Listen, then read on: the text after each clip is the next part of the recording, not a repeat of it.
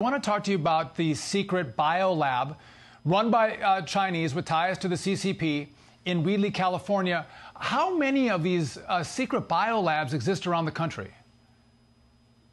The honest answer is we don't know. And what worries me in doing this investigation is that if the FBI director or the president turned to the FBI director and said, hey, we need to figure out how many of these we have in the United States, they wouldn't even know where to begin. Here we had a Chinese citizen who came to America illegally. He was fleeing a $330 million judgment for intellectual property theft on behalf of the Chinese government. He set up this lab and he was buying dangerous pathogens, including Ebola, including tuberculosis, including HIV, online. So we have no tripwires in place, no safeguards in place in order to prevent potentially a hostile actor from buying dangerous pathogens in order to damage America. And then when the local officials found this, and it was all because a local building inspector saw a pipe sticking out of what was supposed to be an abandoned building, they called the FBI. The FBI said, well, we can't investigate because there's no ties to WMD, which is absurd. They called the CDC. The CDC hung up on them initially,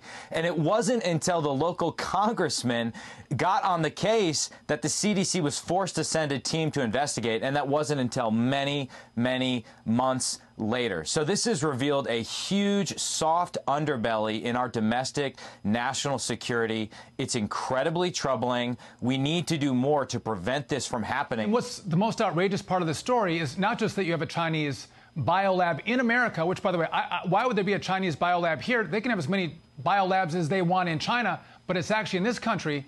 The fact that the CDC, Congressman, wouldn't go, of course we're going to immediately, be on site the very next day to investigate how China could set up this lab, have these kind of bioweapons in the lab. Instead, they hang up the phone and the FBI refuses to investigate as well. It begs the question, did the CDC or the FBI actually know this lab existed?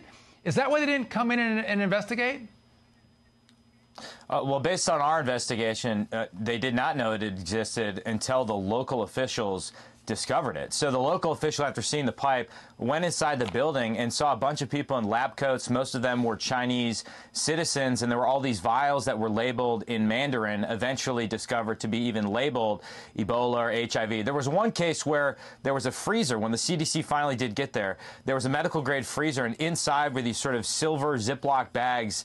And because the bags themselves were not labeled Ebola, though the freezer was labeled Ebola, they refused to even test the sample. So even when they got on site, they refused to actually do their job. Again, it's incredibly troubling. And the guy who owned the facility claimed that he had a medical testing kit business, but it was fraudulent. He had fake pregnancy tests, fake COVID tests, and there's really no business reason for him to be buying pathogens online. And he was getting unexplained wire transfers from China, over $2 million of unexplained wire transfers from China. Again, incredibly troubling. We have to do a better job of defending our homeland from a potential attack involving dangerous pathogens.